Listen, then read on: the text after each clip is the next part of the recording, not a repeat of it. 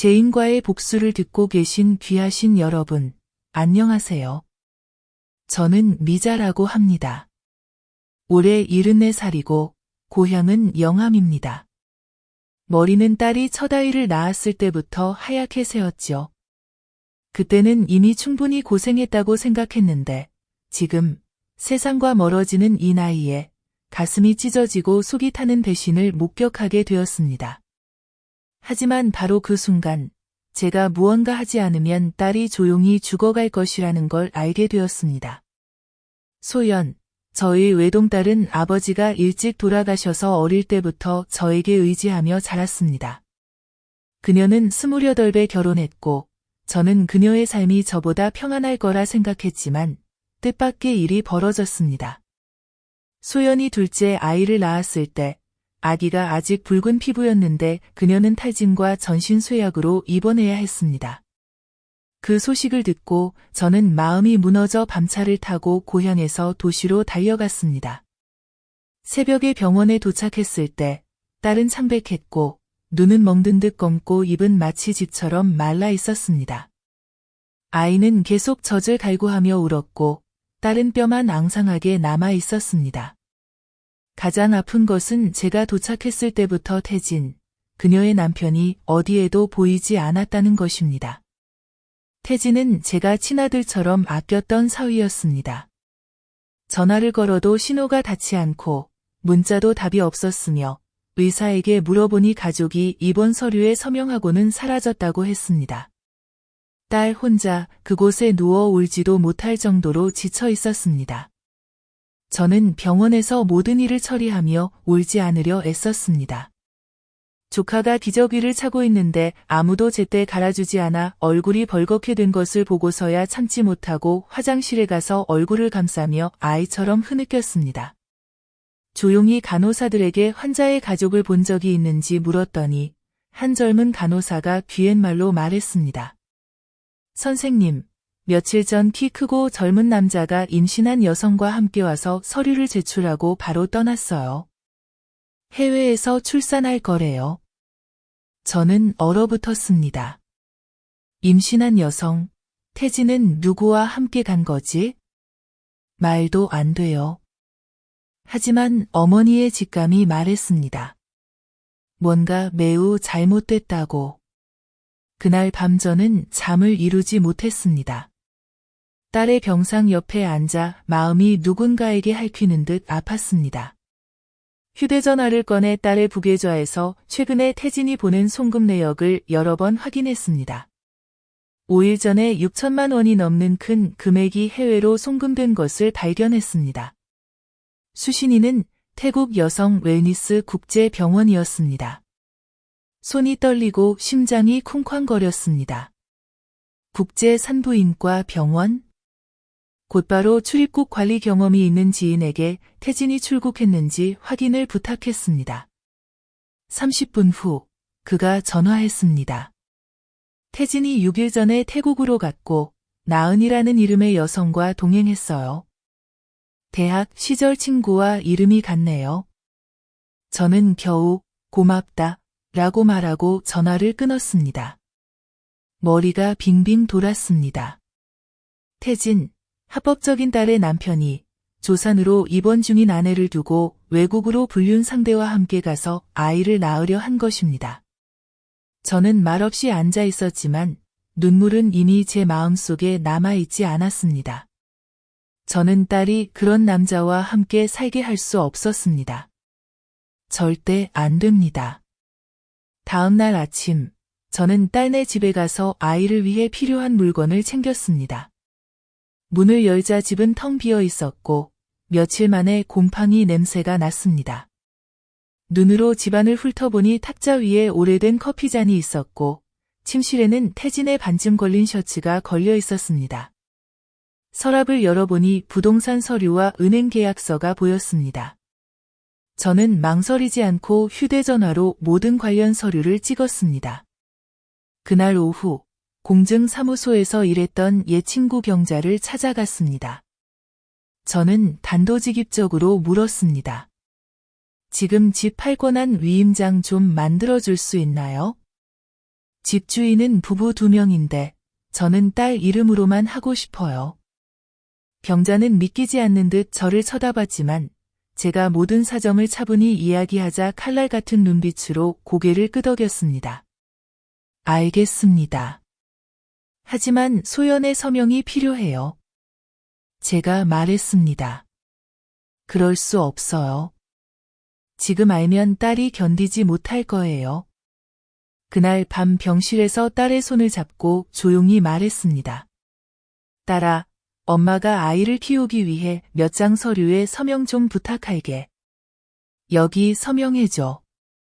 소연은 아무것도 읽지 않고 고개를 끄덕였습니다. 그녀는 저를 절대 믿었습니다. 저는 아프고 화가 났지만 제가 그녀를 구하고 있다는 걸 알았습니다. 사흘 후 위임장이 완성되었고 저는 부동산 중개인에게 연락해 집을 팔기 시작했습니다. 그 집은 중심가에 있어서 빨리 팔렸습니다. 10일도 안 돼서 모든 매매 절차를 마치고 딸의 짐을 치웠습니다. 낡은 의자 하나와 문에 걸린 손글씨 쪽지만 남겼습니다. 집은 팔렸습니다. 낯선 사람은 받지 않습니다. 그날 아침 저는 옛집 대문 앞에 서서 태진의 짐을 정리해 덮개를 씌우고 새 주인이 이사 오기를 기다렸습니다. 한 점의 후회도 없었습니다. 저는 생각했습니다. 내가 한때 너를 내 아들처럼 여겼지만 내가 아내와 아이를 버리고 다른 여자와 아이를 낳으러 간 순간부터 다시 돌아올 길은 없다고 맹세한다. 74살의 할머니가 쨍쨍한 햇볕 아래 서서 마음은 시원했습니다. 저는 이것이 시작일 뿐임을 알았습니다. 그날 정오, 해가 가장 높이 뜰 때 태진이 돌아왔습니다. 문 앞에 차가 멈추는 소리를 들었지만 고개를 들기도 전에 문을 쾅쾅 두드리는 소리가 들렸습니다. 한때 착한 사위였던 익숙한 목소리가 미친 개처럼 외쳤습니다. 어머니, 문 좀 열어주세요. 어머니, 왜 이러세요? 제 짐을 왜 다 밖에 내다 버렸어요? 저는 대답하지 않고 현관 안에서 그를 바라봤습니다. 그는 미친 사람처럼 날뛰고 있었습니다. 깡마른 몸, 멍든 눈, 헝클어진 머리, 햇볕에 그을린 얼굴은 마치 하수구에서 막 나온 듯 했지만 입은 기름칠을 한 듯 매끄러웠습니다. 어머니, 지금 뭐 하는 거예요? 왜 집을 팔아요? 누가 허락했죠? 저는 천천히 지팡이를 짚고 밖으로 나와 바람 부는 듯 담담한 목소리로 말했습니다. 그 집은 내가 딸 이름으로 대신명에 올려준 거다. 그녀가 이미 서명했어. 판매할 시간, 나는 그를 고향으로 데려가 쉬게 하고 아이를 키우게 했다. 그런데 너는 지난 3주 동안 어디 갔니? 그는 얼굴이 창백해지고 입술을 꽉 다문 채로 말했다. 출장 갔어요. 엄마가 오해했어요. 나는 마른 땅처럼 메마른 웃음을 터뜨렸다. 그래, 태국까지 출장 갔냐? 임신한 여자 데리고 따라가면서? 너 참 대단하구나. 태진은 마치 얼굴을 정통으로 맞은 듯 했다. 그는 놀라서 더듬거리며 말했다. 엄마가 나를 조사하는 거예요. 나는 대답하지 않고 한 걸음 물러나 지팡이를 짚고 호출 버튼을 눌렀다. 5분 후 2명의 동네 경찰이 나타났다. 한 명이 그의 어깨를 토닥이며 말했다. 태진 씨, 미자의 신고에 따르면 공공장소에서 소란을 피우고 고함을 지르는 등 질서를 어지럽히고 있습니다. 동사무소로 와서 조사를 받으십시오. 그는 나를 향해 눈물을 글썽이며 말했다. 엄마가 경찰을 불렀어요? 나는 그의 눈을 똑바로 바라보며 말했다. 나는 너를 잡는 게 아니라 집에서 더 이상 설 자리가 없는 놈에게 경고하려고 그들을 부른 거야. 태진은 저항하지 않고 따라갔다. 차에 타면서도 그는 문 밖에 버려진 짐을 돌아보았다. 찢어진 여행 가방 하나, 몇 벌의 정장, 낡은 노트북, 가족의 기둥이었던 사람에게 남은 전부였다. 그날 밤 나는 방에 앉아 변호사에게 이혼 서류를 직접 전달해 달라고 부탁했다. 서류의 한 줄 한 줄이 배신자의 인생에서 나를 끊어내는 칼날이었다. 다음 날, 딸 소연이 조금 회복되자 나는 그녀를 고향으로 데려갔다. 무슨 일인지 말하지 않고 고향에서 힘을 길러라. 엄마가 다 맡을 테니까. 소연은 약해 보이면서도 고개를 끄덕였다. 아이를 안고 눈물이 흘렀다. 나는 그녀가 남편이 출장 중이라 아직 돌아오지 않았다고 생각하고 있다는 걸 알았다. 그녀는 진실을 모른다. 집이 팔렸다는 것도, 아이 아버지가 다른 여자를 데리고 외국에서 출산했다는 것도. 나는 모두 숨겼다. 그녀가 다시 일어설 힘이 생기면 말할 것이다. 지금은 혼자 싸울 것이다.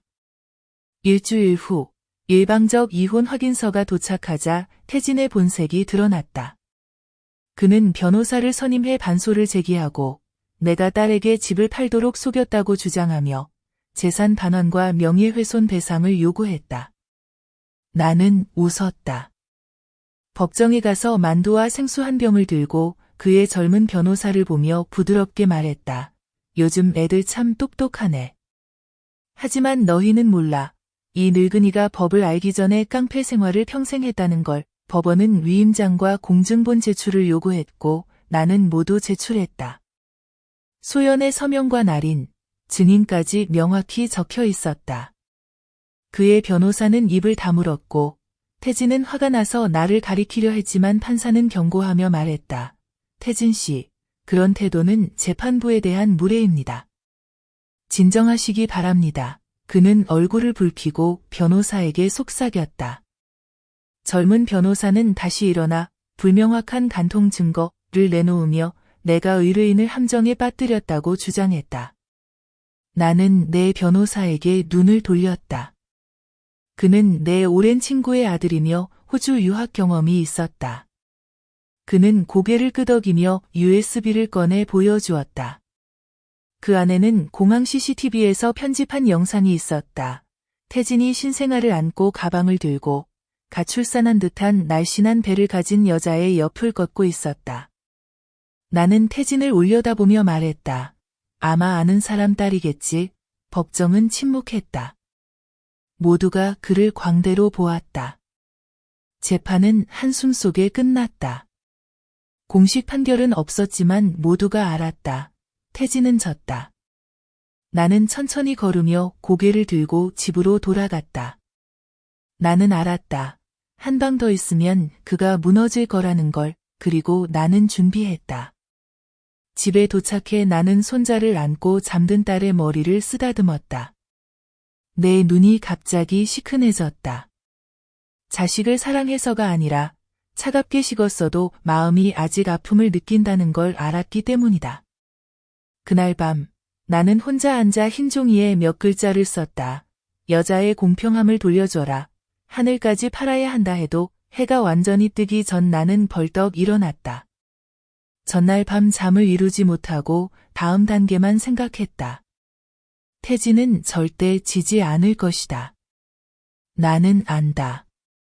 그가 재산을 다시 붙잡을 기회가 있다면 계속 속임수를 쓸 것이다. 하지만 나는 이미 다 계산했다. 그날 아침 나는 낡은 베트남 전통 모자를 쓰고 오래된 바바옷을 입고 가방을 들고 군청으로 가서 옛 지인 만식을 만났다. 그는 법률사무소에서 일하며 10년 전 외가 땅 분쟁을 해결해 준 사람이다. 미자가 이제 본격적으로 나서나 만식이 내가 모든 걸 말하자 물었다. 나는 고개를 끄덕였다. 나는 그 놈을 빈털터리로 만들고 싶어. 다시는 내 딸 얼굴 못 보게. 알겠어. 내가 정리할게. 딸이 위임장에 서명한 건 걱정 마. 법적 근거 충분해. 이제 몇 단계만 더 밟으면 그 놈은 아무것도 되돌릴 수 없어. 나는 고개를 끄덕이고 가방에서 서류 뭉치와 클립에서 인쇄한 선명한 사진들, 태진이 그 여자에게 보낸 메시지, 그리고 몰래 연락해 태국 병원에서 받은 스캔 영수증을 꺼냈다. 이걸 다 이혼 서류에 제출해 주세요. 산후 아내와 아이를 버린 혐의도 추가할 수 있나요? 물론이지. 아주 좋아. 하지만 딸이 알게 하시겠어요? 나는 잠시 침묵했다. 아니, 힘이 생길 때까지는. 지금 말하면 무너질 테니까. 나는 돌아오며 마음이 조금 가벼워졌다. 그날 하늘은 흐렸지만 내 마음은 피처럼 붉었다. 배신당한 분노에 피었다. 사흘 후 집에 누군가 왔다. 도시에 집을 팔 때 도와준 중개인이었다. 그는 태진의 짐에서 내가 태우지 못한 물건들을 큰 상자 몇 개에 담아왔다. 상자 하나를 열어보니 낡고 긁힌 휴대전화가 있었다. 버리려는데 갑자기 화면이 켜졌다. 나는 눌러서 잠금 해제했다. 카카오톡에 새 메시지가 떴다. 밤새 울었어. 어떻게 할 거야? 태국에 있는 작은 척 나은에게서 온 메시지였다. 나는 비웃었다. 뭐 하려는 거야? 내 아이 붙잡으려고. 나는 스크린샷을 찍어 변호사에게 바로 보냈다. 그날 밤 나는 소연을 부엌 뒤로 불렀다. 아이가 없는 곳이었다. 나는 딸을 바라보며 처음으로 모든 진실을 이야기했다. 혼자 병원에 누워있는 것을 알게 된 순간부터 태진이 내연녀와 아이를 낳는 것을 알아낸 일, 집을 판 일까지. 소연은 말없이 멍하니 앉아 있었다. 울지 않았고 왜 엄마가 숨겼어?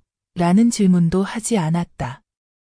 두 손을 늘어뜨린 채 나무 인형처럼 앉아 있었고 눈은 깊게 패여 있었다. 나는 그 침묵이 가장 두려웠다. 거의 1시간이 지나서야 그녀는 마른 목소리로 말했다.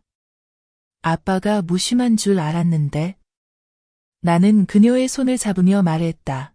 지금은 아무 말 하지 마. 단지 기억해. 엄마는 아무것도 아깝지 않아. 집을 팔고 땅을 팔아도 내가 곁에 있으면 돼. 소연은 고개를 들고 눈물을 흘리면서도 입술을 꽉 다물었다. 엄마, 예전 집에 다시 가보고 싶어요. 나는 망설였지만 결국 고개를 끄덕였다. 다음 날 아침, 나는 소연을 데리고 다시 도시로 올라가 예전 집 앞에 섰다. 이제는 새 주인이 있는 집이었다.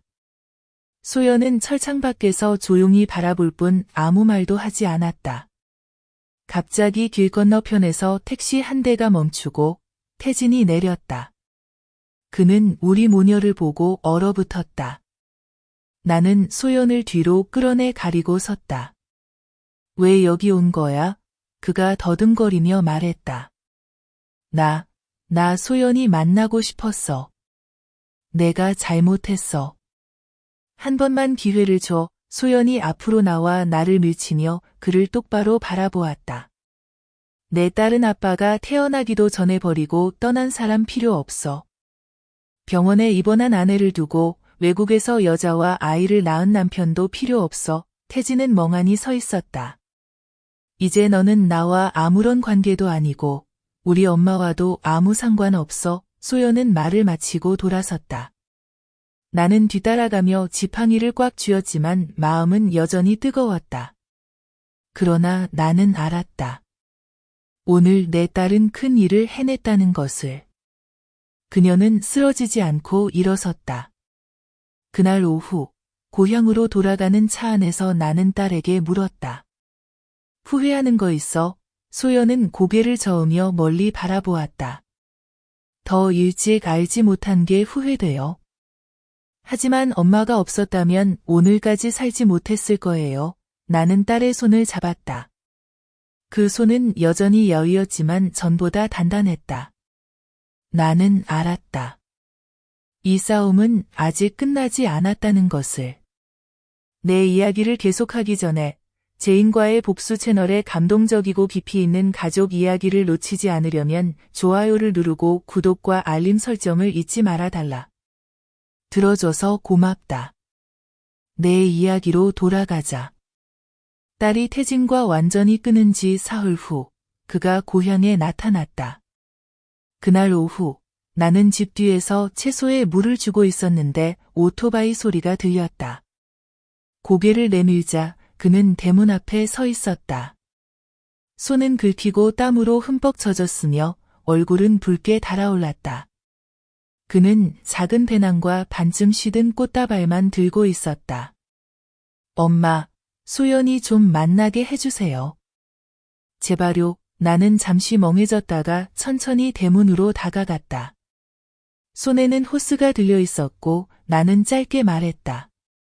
가. 그는 땅에 무릎을 꿇었고 온몸은 더럽고 옷은 찢어져 있었다. 밖에서 보면 내가 잔인해 보였을 것이다.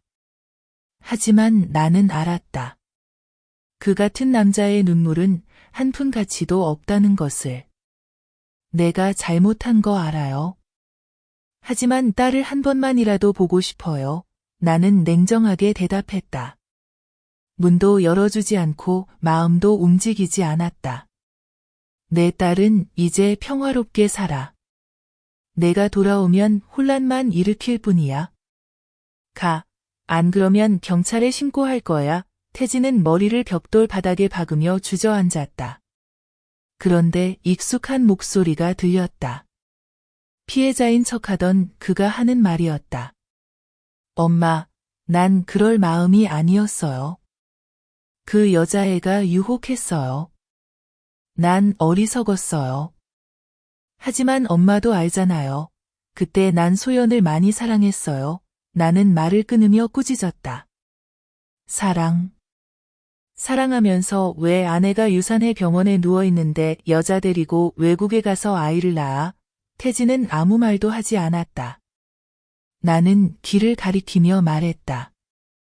법이 내 빚을 처리할 거야. 하지만 정은 이제 내가 빌릴 게 없어. 나는 떠나며 그를 그 자리에 남겼다.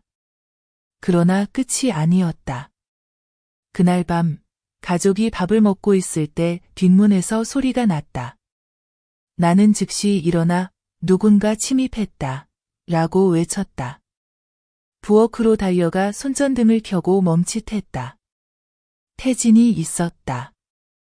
그는 문 앞에 무릎을 꿇고 창틀을 붙잡고 있었다. 눈은 충혈되어 있었다. 소연, 제발, 딸을 잠깐만 만나게 해줘. 소연은 아이를 안고 있었고 그 소리에 멈춰 섰다. 아이도 놀라 고개를 돌렸다. 나는 소리쳤다. 어떻게 들어온 거야? 그는 뒷문이 잠기지 않았어요. 부수려던 게 아니라 아내와 아이를 보려던 거예요. 소연이 다가와 아이를 요람에 눕히고 곧장 창문 앞으로 다가갔다.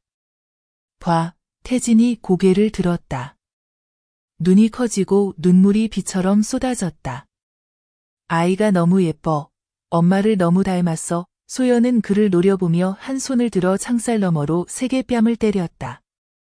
그 뺨은 천둥처럼 울렸고 태진의 얼굴은 한쪽으로 휘어졌다.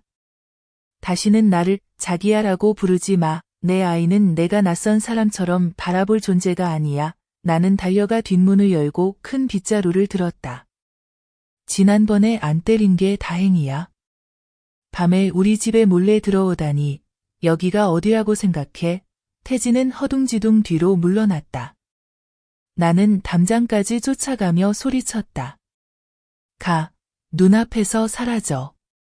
다음엔 빗자루 대신 경찰에 신고할 거야. 소란의 이웃들이 몰려 나왔다. 손전등과 휴대전화 불빛이 마당 한 구석을 비췄다. 누군가 소리쳤다. 저게 태진이야? 어떻게 얼굴을 들고 여기로 와? 동네 반장님이 달려와 엄한 얼굴로 말했다. 그만해.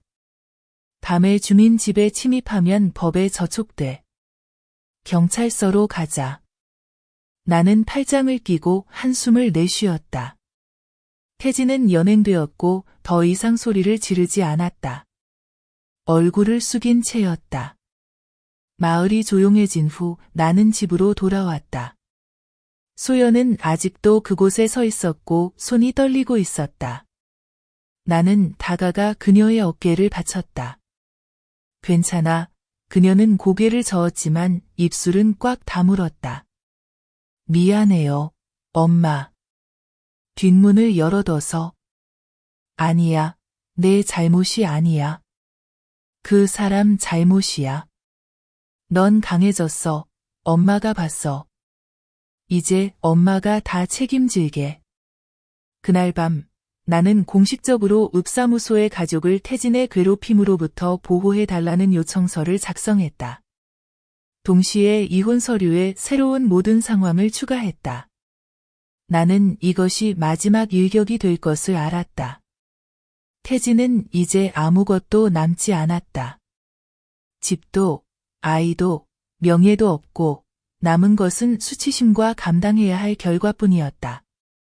나는 74살의 노인이지만 그 모든 것을 그에게서 벗겨냈다. 원한 때문이 아니라 아이를 사랑하기 때문이었다. 예상치 못하게 침입사건 후 단 3일 만에 태진이 읍사무소에 스스로 찾아왔다. 이번에는 구걸하러 온 것이 아니라 역고소를 하러 온 것이었다.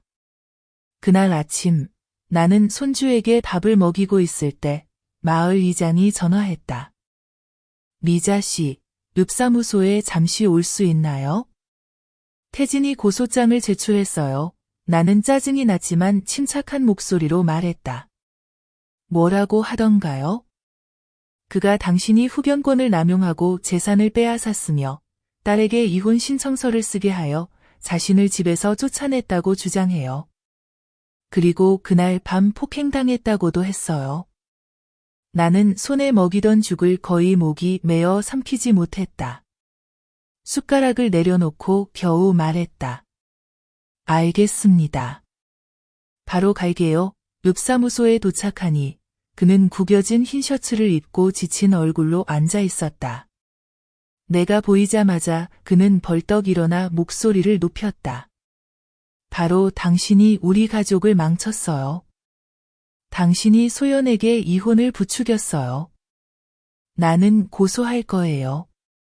나는 즉시 반응하지 않고 의자에 앉아 밀짚 모자를 벗고 수건으로 얼굴을 닦은 후 천천히 외투 주머니에서 서류 뭉치를 꺼냈다. 집매매 위임장 공증서, 소연의 명확한 서명이 있는 이혼 서류, 지난 몇 달간 손주 양육비와 병원비 송금 내역 전부였다. 나는 서류 뭉치를 탁자 위에 밀며 말했다. 나는 숨길 게 없어요. 이것은 법적 문서입니다. 그럼 너는 뭐가 있냐? 태진은 더듬거리며 타이핑된 고소장을 꺼냈다. 흡연권 남용이라 적혀 있었지만 담당 공무원이 증거란에 도달했을 때는 몇 줄의 감정적 표현만 있었다. 나는 의심한다. 나는 생각한다.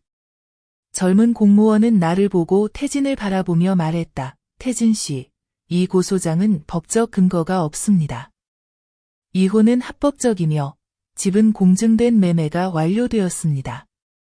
만약 부당하다고 생각하면 민사소송을 제기할 수 있습니다. 내가 끼어들었다. 그가 소송을 제기한다면 끝까지 싸울 거예요. 나는 법정이 두렵지 않아요. 태진은 얼굴이 창백해졌다. 이길 수 없음을 알고 그는 울기 시작했다. 나는 딸 얼굴만 보고 싶었을 뿐이에요. 미자 엄마, 엄마는 나를 사랑했잖아요. 엄마가 나를 이렇게 몰아낼 수 없어요. 나는 비웃으며 말했다. 나는 한때 너를 사랑했지. 하지만 지금은 내 딸만 사랑해. 내 탓에 그녀는 거의 죽을 뻔했어. 내가 무슨 말을 할 수 있겠니?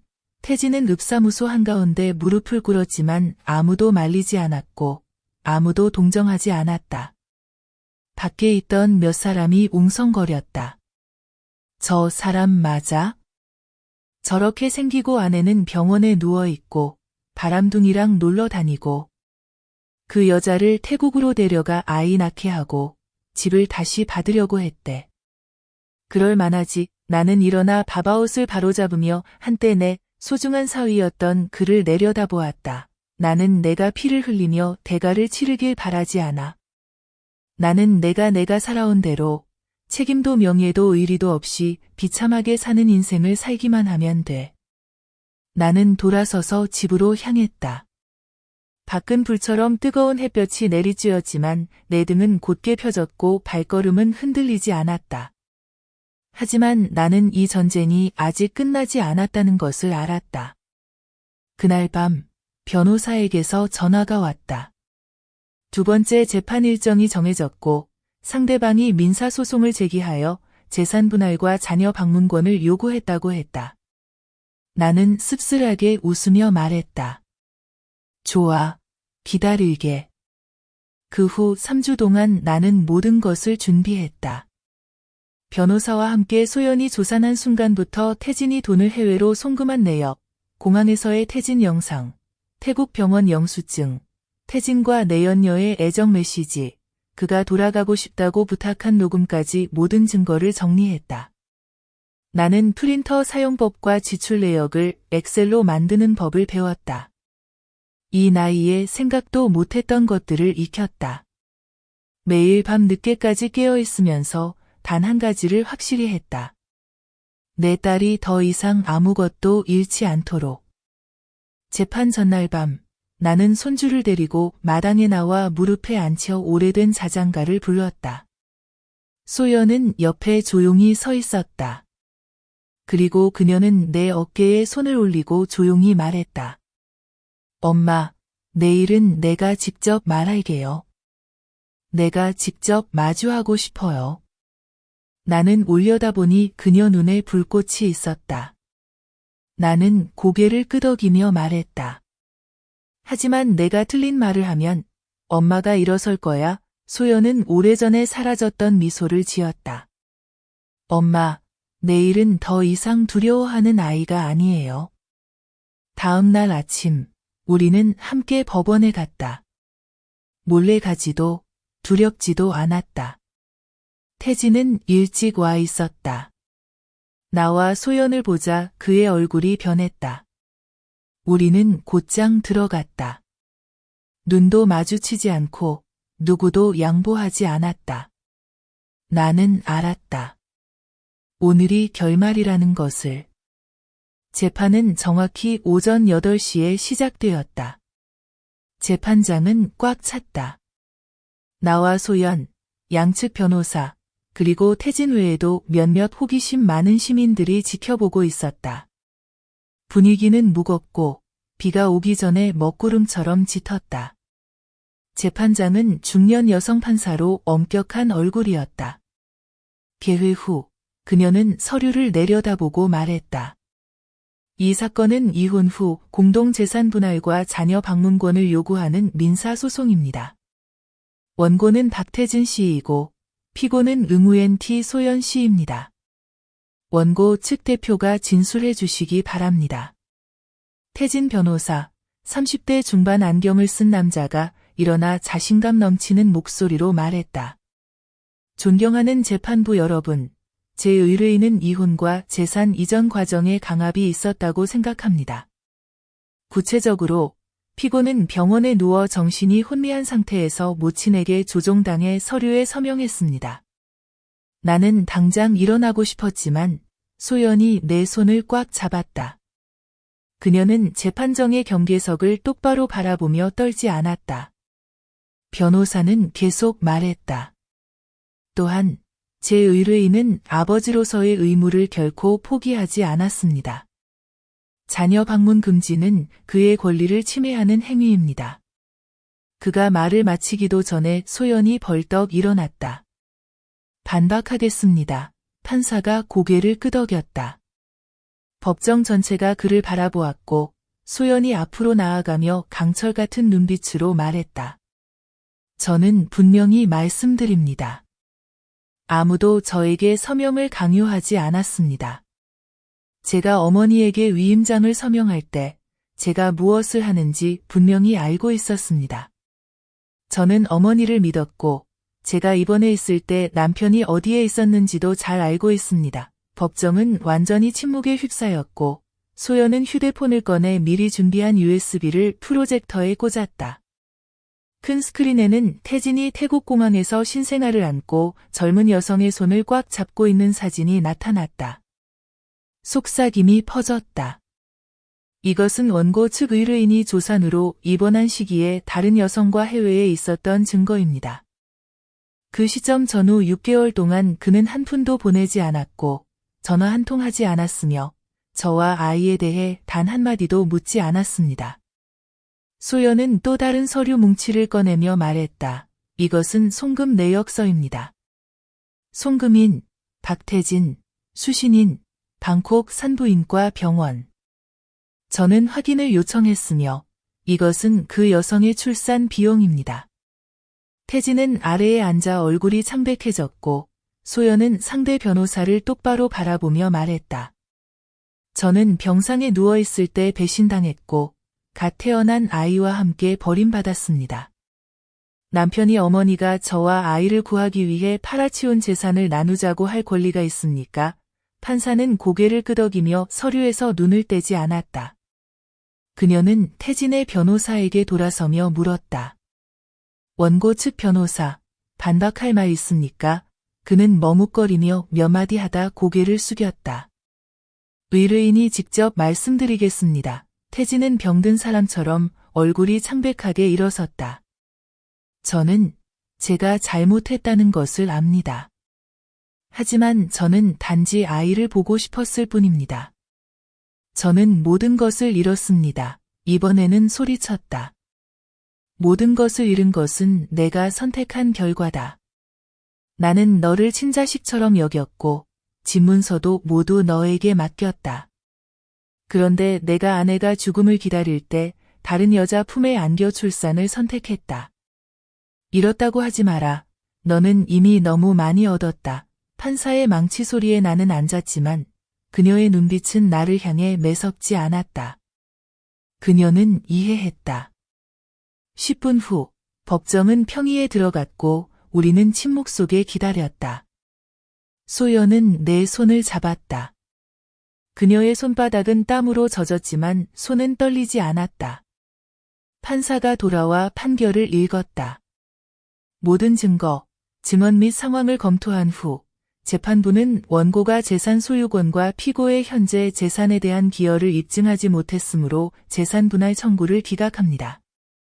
자녀 면접권에 대해서는 원고가 피고의 감독하에 피고가 지정한 장소에서 한 달에 한 번을 넘지 않도록 자녀를 만날 수 있도록 승인합니다. 양육비에 관해서는 원고가 다음 달부터 규정에 따라 자녀에 대한 양육비 의무를 완전히 이행해야 하며 계속 회피할 경우 법에 따라 강제 집행됩니다. 법정 전체가 한숨을 쉬었다. 나는 소연을 바라보았다. 그녀는 울지 않았지만 눈가에 눈물이 맺혀 있었다. 태진은 고개를 숙이고 입술을 움직였지만 아무 말도 하지 못했다. 나는 일어나 지팡이를 짚고 재판석 가까이 다가가 그를 똑바로 바라보며 마지막 말을 했다. 너는 빈손이다. 아내도, 아이도, 양심도 잃었다. 하지만 나는 기쁘지 않다. 나는 마음이 편할 뿐이다. 오늘부터 내 아이가 너에게 짓눌리지 않기 때문이다. 나는 등을 돌려 딸의 손을 잡고 법정을 떠났다. 법정 박햇볕은 뜨겁게 내리쬐었지만 나는 그날 하늘이 정말 시원하게 느껴졌다. 나는 그 재판이 끝나면 우리 모녀가 평온하게 살 수 있을 줄 알았다. 하지만 인생은 그렇게 쉽지 않았다. 한 남자가 법정에서 얼굴이 드러나고 모든 체면을 잃으면 그는 아무것도 남지 않아도 복수하기 위해 모든 수단을 쓴다. 재판 후 2주, 어느 오후 나는 아이를 안고 현관 밖에 있는데 오토바이 소리가 나서 문 앞에 멈췄다. 태진이 아니었고 낯선 남자 2명이 헐렁한 옷차림으로 있었다. 그들 중 한 명이 다가와 입꼬리를 올리며 말했다. 여기 미자 씨 집 맞습니까? 나는 눈을 가늘게 뜨고 물었다. 네, 무슨 일인가요? 우리는 지인 대신 빚을 받으러 왔습니다. 태진이라는 사람을 아십니까? 그 이름을 듣고 나는 좋지 않은 일이 생긴 걸 알았지만 침착한 목소리로 대답했다. 그는 전 남편입니다. 지금은 저와 아무 관련 없습니다. 그렇다면 상관없군요. 그가 비웃으며 말했다. 그럼 그가 이 집을 담보로 우리에게 돈을 빌렸다는 사실은 모르시겠죠? 나는 아이를 꼭 안고 눈을 떼지 않았다. 이 집은 제가 샀고 서류도 제 이름입니다. 보고 싶습니까? 보는 건 쉽지만 그가 빚을 회피하면 우리는 친척을 찾을 겁니다. 귀찮은 일이 없길 원하면 조용히 해결하는 게 좋습니다. 약간의 돈을 보내면 우정으로 봐주죠. 나는 밖으로 나가 손가락으로 얼굴을 가리키며 말했다. 낮에 감히 나를 협박하다니? 나는 늙었지만 바보가 아니야. 내가 문을 넘으면 바로 경찰에 신고할 거야. 두 남자는 내가 무서운지 감히 함부로 하지 못했지만 돌아서면서 한마디 던졌다. 당신 자식 조심하세요. 고향에서는 아무도 평생 보호해주지 않습니다. 나는 두려움 때문이 아니라 분노 때문에 몸이 떨렸다. 그날 밤 나는 변호사에게 전화를 걸어 상황을 설명했다. 그는 고개를 끄덕이며 말했다. 최근 태진이 고리대금업에 연루되어 대출업자들에게 협박을 받고 있습니다. 하지만 법적으로 당신은 아무 의무가 없습니다.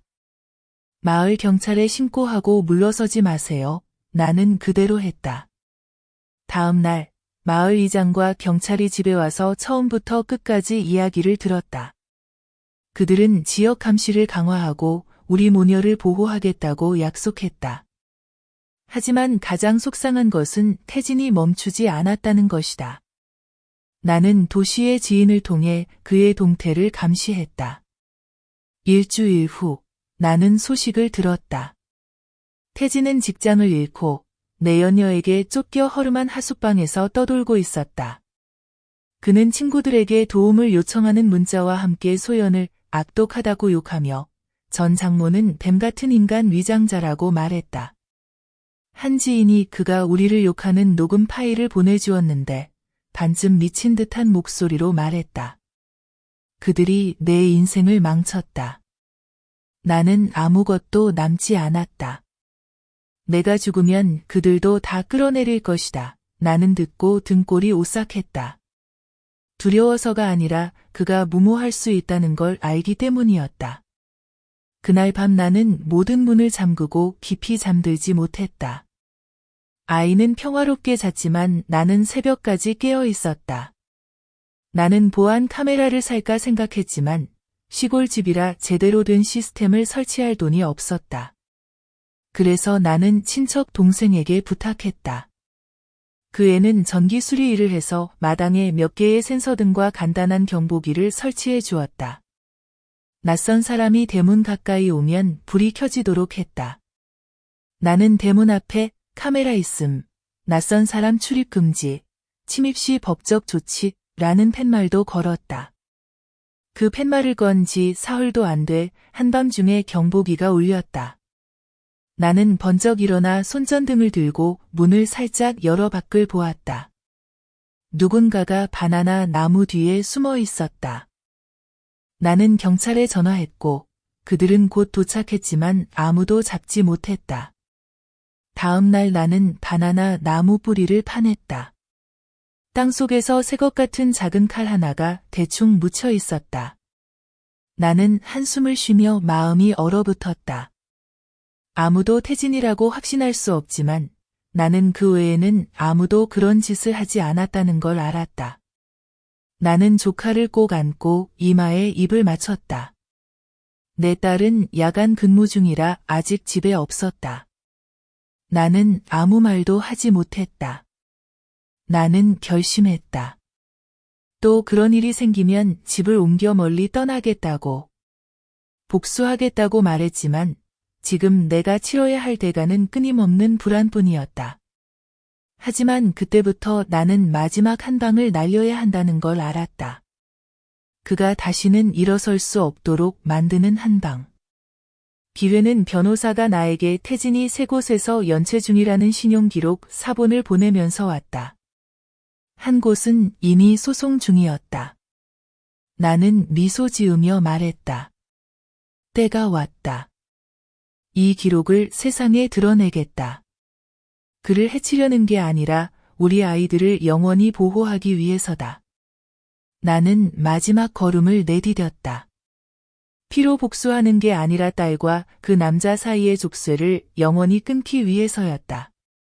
조용한 걸음이었지만 그가 다시는 일어설 수 없게 만들 것이다. 나는 태진의 연체 기록을 들고 군법률 사무소를 찾았다. 내 손에는 3장의 확인서가 있었다.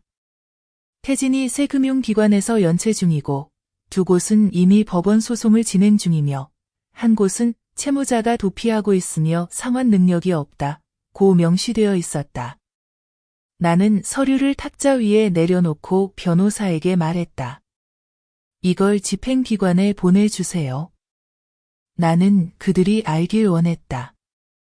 그 남자는 내 조카와 관련된 어떤 권리도 요구할 자격이 없다는 것을. 변호사는 고개를 끄덕이며 말했다. 당신은 올바른 길을 가고 있습니다. 재정 능력을 상실하고 문제를 일으키는 사람은 18세 미만 자녀 접근 권한이 제한될 수 있습니다.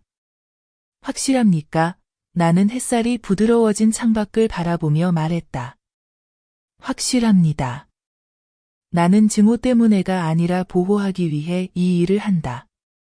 그날 밤 나는 딸에게 모든 것을 털어놓았다. 연체 기록, 바나나 나무 뒤의 칼, 경보기가 울린 밤에 대해. 소연은 멍하니 앉아 아이를 안았다. 울지 않고 깊은 한숨만 내쉬었다.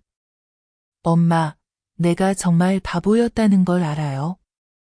하지만 지금 내가 두려운 건 하나뿐이에요. 그가 엄마랑 나를 해칠까 봐요. 나는 그녀의 손을 꼭 쥐며 말했다. 그는 잃을 게 없어. 하지만 우리에겐 아직 있어. 그러니 더 강하게 살아야 해. 살아있는 한 서로를 지킬 수 있어. 다음 날 아침 나는 연체 기록, 접근 제한 신청서, 그날 밤 사건에 대한 진술서를 들고 읍사무소에 갔다. 담당자는 서류를 읽고 한동안 침묵하다 말했다. 미자 씨가 잘하셨어요. 저희가 군에 보고하겠습니다. 필요하다면 아동법에 따라 임시 접근 금지 결정을 신청할 수 있습니다. 나는 고개를 끄덕이며 말했다. 단 한 가지 부탁드립니다. 그가 아이 가까이에 오지 못하게 해주세요. 한 걸음이라도. 사흘 후 결정이 도착했다. 그 안에는 박태진은 안전 요소를 보장하지 못하고 양육비를 지급할 조건이 되지 않아 연체 소송 처리 중 6개월간 친자녀와의 직접 접촉이 임시 금지된다. 고 명시되어 있었다.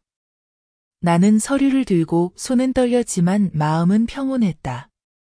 기쁘거나 통쾌하지는 않았다. 그러나 몇 달 만에 처음으로 평온했다. 나는 집에 돌아가 그 결정을 소연에게 건넸다. 그녀는 읽고 땅에 털썩 주저앉아 머리를 감싸 쥐었다. 엄마, 우리가 해낸 거예요. 나는 그녀 옆에 앉아 등을 토닥이며 말했다. 아직 아니야. 하지만 이게 내가 그 개자식과 더 이상 관련 없고 내 인생을 사는 첫걸음이야. 그날 밤 우리 집은 평소와 달리 조용했다. 경보기도 울리지 않고 담장 밖에 이상한 불빛도 없었다.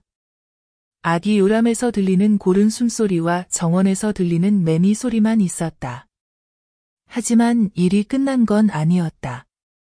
다음 주 나는 태진이 새 금융기관 중 한 곳에서 공식 소송을 당했다는 소식을 들었다.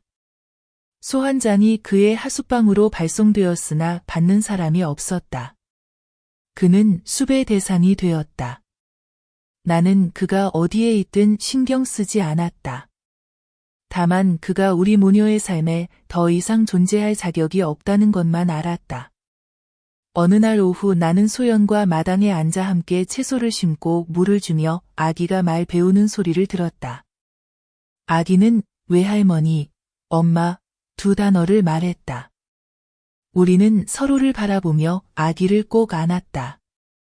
아빠도 배신한 남자도 필요 없다. 아이는 충분히 자라고 평온하다. 어느 날 밤 나는 낯선 전화를 받았다. 전화를 들자 익숙한 거친 목소리가 들렸다. 엄마, 나야, 태진이야. 나는 아무 말도 하지 않았다. 엄마, 내가 잘못했어요. 다 잃었어요. 엄마, 용서해 주세요. 그 목소리는 더 이상 거만하지도 애원하지도 않았다. 마치 하수구에서 바람이 휘파람 부는 소리 같았다. 나는 단 한마디만 했다. 너는 여기 엄마가 더 이상 없어. 그리고 전화를 끊었다. 나는 그 전화가 마지막일 줄 알았다. 이후 그 번호는 다시 연락되지 않았다. 누군가는 대전에서 그가 방황하는 걸 봤다고 하고 또 다른 이는 그가 북쪽으로 도망쳤다고 했다. 나는 알아보지 않았다. 더 이상 신경 쓰지 않았다. 내가 신경 쓰는 건 우리 집이 문을 닫았다는 것뿐이다. 모든 낡은 문에 자물쇠를 채우고 새로운 길을 열었다. 우리 모녀는 더 이상 뒤를 돌아보지 않을 길이다. 그해 장마는 빨리 찾아왔다. 첫 비는 딸의 생일인 음력 7월 17일에 내렸다. 비는 쏟아졌고 빗방울은 돌처럼 무거웠지만 우리 집은 따뜻했다. 파티도 케이크도 없었다. 그저 라면 몇 봉지와 삶은 채소, 그리고 내가 아침부터 끓인 매운 탕국만 있었다. 하지만 그날의 식사는 폭풍우가 지난 후 가장 평화로운 식사였다. 소연은 아이 옆에 앉아 웃었다. 아이는 이제 뛰어다닐 줄 알았고 내 다리로 달려와 외할머니 라고 불렀다. 그 소리는 아침 햇살처럼 맑았다. 나는 급히 눈물을 닦았다. 엄마 생일 선물은 필요 없어. 우리 집이 평화로우면 그걸로 충분해. 소연이 고개를 끄덕였다. 그러나 바로 그때 초인종 소리가 울렸다. 나는 깜짝 놀랐다. 밖에는 아직도 비가 내리고 있었다. 이런 시간에 누가 올까? 문을 열었더니 비를 맞으며 아기를 안고 서 있는 한 여자가 있었다. 저기, 죄송한데 여기 미자 씨 집 맞나요? 나는 고개를 끄덕이며 경계심이 생겼다. 저는 나은이에요. 전에 태진 씨와 태국에서 아이를 낳았어요. 몸이 얼어붙었다. 나는 한 걸음 물러섰지만 문을 닫지 않았다. 왜 여기 왔어요? 그녀는 울기 시작했다. 빗물과 눈물이 섞여 흘렀다. 갈 곳이 없어요. 태진 씨가 저를 버렸어요. 빚이 쌓여서 모든 걸 팔아 아이를 키워야 했어요. 지금은 하룻밤만 머물 곳을 부탁드려요. 내일 바로 가겠어요. 나는 그녀가 안고 있는 아이를 보았다. 아이는 울면서 얼굴이 새빨개져 있었고 분명 젖이 부족한 듯 했다. 나는 이를 악물고 말했다. 들어와. 하지만 미리 말해두는데 여기는 자선단체가 아니야. 내일 아침 바로 나가야 해. 나는 그녀를 부엌으로 데리고 가서 머리를 닦아주고 낡은 옷을 잠시 입혔다. 소연이 안에서 나와 나은의 얼굴을 보고 멈춰 섰다. 그러나 가장 놀라운 것은 그녀가 아무 말도 하지 않았다는 것이다. 소리 지르지도 쫓지도 않고 아이만 바라보다가 고개를 돌려 자기 아이를 안고 방으로 들어갔다. 나은은 떨며 앉았다. 소연 언니가 나를 용서하지 않는 게 맞아요. 내가 잘못했어요. 너무 어리석었어요. 태진이 나와 결혼할 줄 알았는데 그가 언니를 버렸던 것처럼 나도 버렸어요. 나는 그녀 맞은편에 앉아 작은 숯불을 피우고 생강차를 끓였다. 내가 잘못한 건 맞아. 하지만 지금 울어도 아무것도 바뀌지 않아.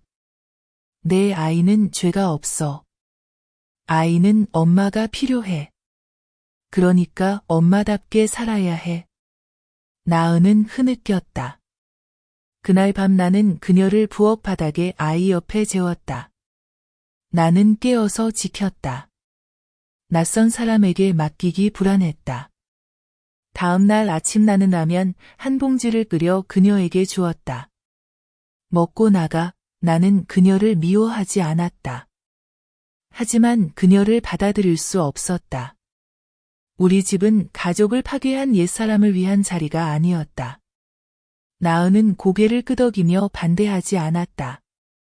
떠나기 전에 그녀는 무릎을 꿇고 말했다. 감사합니다, 할머니. 할머니가 없었다면 어젯밤 우리 둘은 길에서 얼어 죽었을 거예요. 나는 아무 말도 하지 않았다.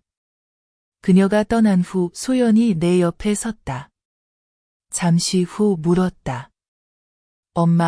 엄마는 정말 그녀를 미워하지 않아? 나는 멀리 바라보며 말했다. 미워하지. 하지만 이해해.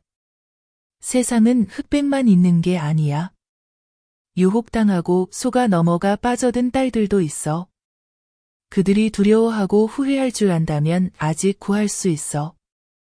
소연은 한숨 쉬며 말했다. 엄마는 너무 관대해. 예전엔 그런 걸 이해하지 못했어. 나는 미소 지으며 그녀를 바라보았다.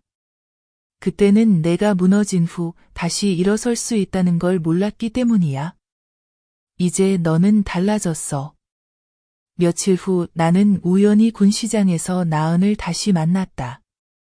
그녀는 채소를 팔고 있었고 얼굴은 창백했지만 더 이상 풀이 죽지 않았다. 나를 보자 그녀는 고개 숙여 인사했고 가까이 오지 못했다. 나는 살짝 고개를 끄덕이고 계속 걸었다. 그날 밤 나는 소연에게 이야기했다. 그녀는 고개를 끄덕이며 말했다. 적어도 그녀는 다시 시작할 줄 알아.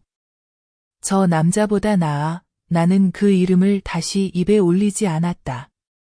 내 머릿속에서 태진은 이미 죽은 사람이었다. 나는 아이에게 말했다.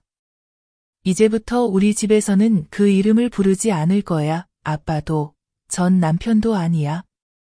그냥 지나가는 사람이었고 이미 죽은 사람이야. 소연이 고개를 끄덕였다. 그날 밤 우리 가족은 일찍 잠들었다. 밖에는 여전히 비가 내렸지만 내 마음은 아무런 짐도 지지 않은 듯 가벼웠다. 아마도 모든 일이 끝난 후 처음으로 나는 더 이상 화나지 않았기 때문일 것이다. 나는 모든 것이 평화로워졌다고 생각했다. 모든 폭풍우가 지나가고 나면 우리 모녀가 다른 사람들처럼 평범한 삶을 살 수 있을 거라고 믿었다. 그러나 한 사건이 일어나 나에게 깨닫게 했다. 어떤 사람들은 바닥에 떨어지면 다른 사람도 함께 끌어내린다는 것을. 그날 오후 나는 마당에서 옷을 널고 있다가 군 경찰서에서 전화를 받았다. 미자 씨 맞으시죠? 박태진 씨와 관련된 몇 가지 사항을 확인해야 합니다. 그는 공공장소에서 소란 행위로 임시 구금되었으며 금지 약물 사용 의심이 있습니다. 나는 멍해졌다. 태진이 그렇게 타락할 줄은 생각도 못했다. 저는 전처입니다. 우리는 이혼했고 더 이상 관련이 없습니다. 하지만 태진의 친아이가 저희 손주입니다. 이게 영향이 있나요? 직접적인 영향은 없지만 임시 구금 서류를 완성하기 위해 서명을 해주셔야 합니다. 친척 중 아무도 와서 인수하지 않았습니다. 나는 한숨을 쉬었다. 결국 나였다. 그날 오후 나는 농사모자를 쓰고 오토바이 택시를 타고 군청으로 갔다. 민원실에서 나는 태진을 보았다. 그는 여인 얼굴에 헝클어진 머리, 흐릿한 눈, 더러운 옷을 입은 마른 시체 같았다. 나를 보고 그는 더듬거리며 말했다. 엄마, 살려주세요. 누명을 썼어요. 나는 차갑게 말했다. 내가 내 엄마 아니야. 서류에 서명하러 왔을 뿐이야. 그게 다야. 담당 직원이 서류 뭉치를 건넸다. 그 안에는 가게 파손, 길거리 소란, 공무집행방해 행위에 대한 진술서가 있었다. 나는 망설임 없이 서명했다. 그리고 일어나 마지막으로 그를 바라보며 말했다.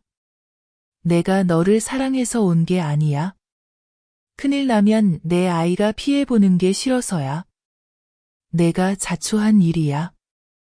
이제부터 내 인생은 내가 알아서 해. 나는 돌아서서 다시는 돌아보지 않았다. 집에 돌아오니 이미 밤이었다. 소연이 나를 보고 달려와 말했다. 엄마, 어디 갔다 왔어? 왜 말 안 했어? 나는 모든 일을 이야기했다. 소연은 잠시 침묵하다가 물었다. 엄마, 슬펐어. 나는 아이를 보고 바닥에서 기어다니며 웃고 있는 손주를 바라보며 말했다. 슬펐지? 예전엔 그랬어. 하지만 지금은 기뻐. 일찍 끊어내서 다행이야.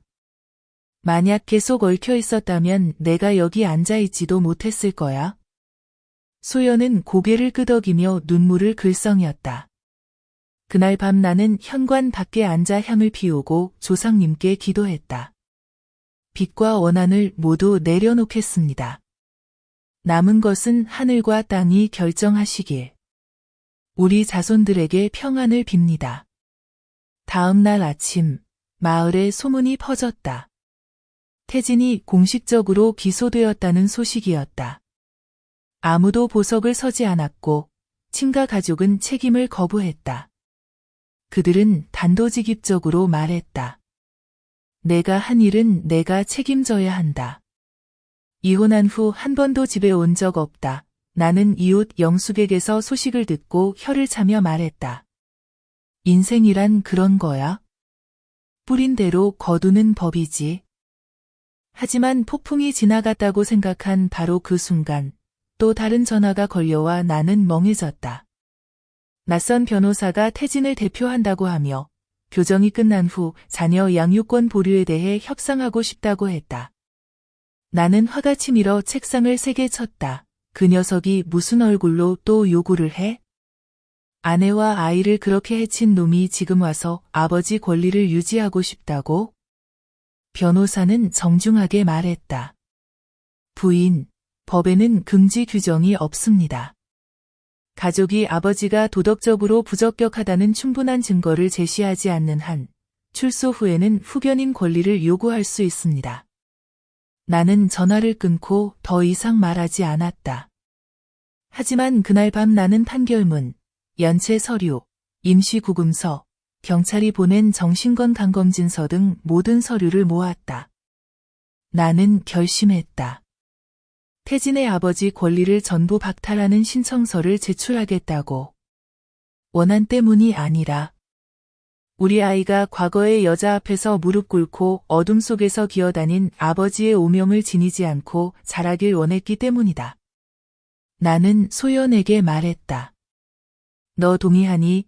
소연은 말하지 않고 아이를 품에 안고 아이 이마에 가볍게 입을 맞춘 뒤 속삭였다. 엄마 미안해. 엄마가 너에게 가치 없는 사람의 성을 물려줘서. 나와 딸은 공식적으로 법원에 박태진의 아버지 권리 박탈을 청구하는 소송을 냈다. 법이 허락할지 모르겠지만 나는 해야만 했다. 모든 갈림길을 닫기 위해 끝까지 가야 했다. 후세가 이전 세대의 실수 그림자 속에 살게 두지 않기 위해서다. 그리고 나는 알았다. 이 순간부터 싸움은 복수가 아니라 해방이라는 것을. 태진의 아버지 권리 박탈 신청서는 초가을의 차가운 바람과 마당의 나뭇잎이 색을 바꾸기 시작할 때 아침에 제출되었다. 나는 직접 모든 서류, 공증사본, 구체적 증거를 제출했다. 마치 낡은 문에 마지막 못을 박아 다시는 아무도 열지 못하게 하는 것처럼. 법원은 3주 후 첫 재판을 잡았다. 그동안 우리 모녀는 그 어느 때보다 조용히 살았다. 아무도 태진의 이름을 꺼내지 않았고 그 녀석 지금 어떻게 지내? 라는 질문도 없었다. 이웃들조차 수군거림을 멈췄다. 우리 모녀가 잘 살아가고 아이가 빠르게 자라고 건강하며 똑똑하니 그걸로 충분하다고 생각했다. 그러나 평온해 보이던 어느 날 작은 사건이 일어났다. 마치 손바닥에 난 얇은 상처가 아물었지만 다시 긁힌 것처럼. 내가 잠시 맡아 키우던 나은의 아들이 한밤중에 고열에 시달렸다. 남의 남편을 빼앗았던 나은은 지금 굿내 시장에서 일하는 여인으로 밤 11시에 나에게 전화했다. 떨리고 흐느끼는 목소리로 미자 씨, 제발 살려주세요. 아이가 경련을 일으키고 숨을 못 쉬어요. 돈이 없어요. 라고 말했다. 나는 거절하려 했다. 그 과거를 이미 닫았기 때문이다. 하지만 1초 후 나는 잘 자고 있는 우리 아이의 통통한 뺨을 보며 참지 못했다. 나는 아무 말 없이 옷을 입고 소연에게 아이를 맡긴 뒤 바로 곤청으로 향했다. 나은의 허름한 집에서 나는 아이가 푸르스름하고 39도가 넘는 열에 시달리는 것을 보았다. 기다릴 필요 없이 나는 아이를 안고 택시를 불러 병원으로 직행했다. 진료를 기다리는 동안 나은은 아이처럼 얼굴을 감싸고 울었다. 나는 그녀의 등을 살며시 쓰다듬으며 말했다. 울지 마. 아이를 지킨 것만으로도 잘한 거야. 건강을 걱정해. 나머지는 나중에 생각하자. 아이는 급성 폐렴 진단을 받았다. 다행히 너무 늦지 않았다. 나는 망설임 없이 병원비를 선결제했다.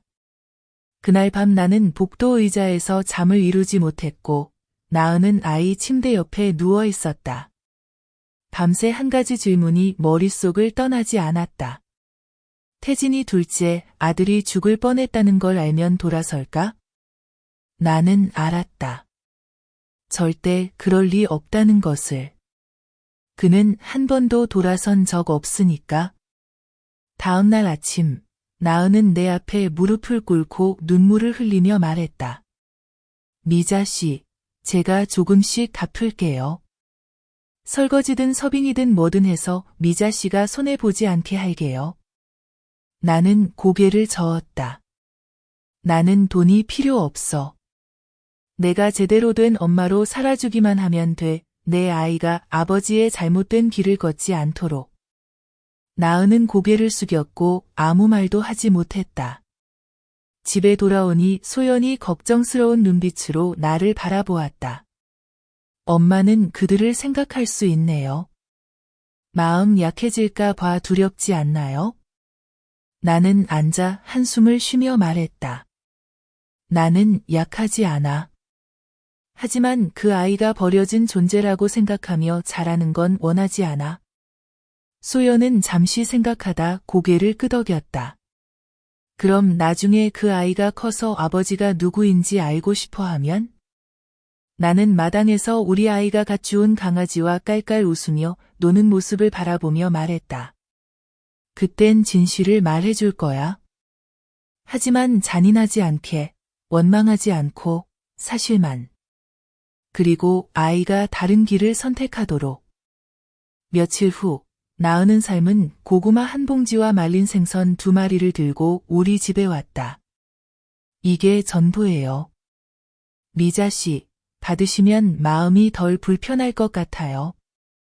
나는 살짝 웃으며 받았다. 그리고 물었다.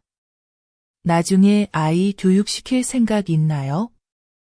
나은은 머뭇거리며 말했다. 모르겠어요. 월급이 부족해서요. 그럼 일부터 열심히 해, 병들지 말고. 아이는 아버지가 필요 없지만 기반은 필요해. 나은은 눈물을 글썽이며 고개를 끄덕였다. 태진의 아버지 권리 박탈 재판날, 나는 혼자 법원에 갔다. 소연은 집에서 아이를 돌봤다. 그녀는 전 남편의 모습을 다시 보고 싶지 않았다. 법정에 태진이 나타났다. 이전보다 더 야위었고 수감복을 입고 머리는 삿발했으며 표정은 무감각했다. 판사가 물었다. 박태진 씨, 자녀 친권 박탈 신청에 대해 의견이 있습니까? 태진은 오랫동안 침묵하다 조용히 말했다. 저는 자격이 없습니다.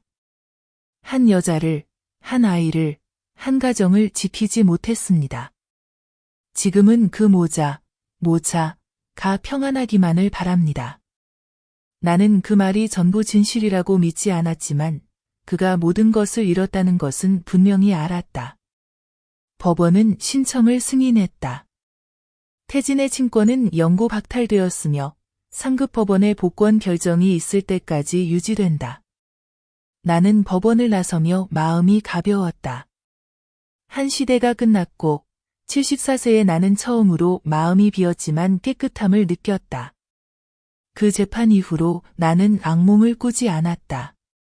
태진이 운동장 한가운데서 울부짖는 모습은 더 이상 없고 몰래 대문 밖을 걷는 발소리도 없으며 딸이 어둠 속에서 몸을 웅크리고 우는 모습도 사라졌다.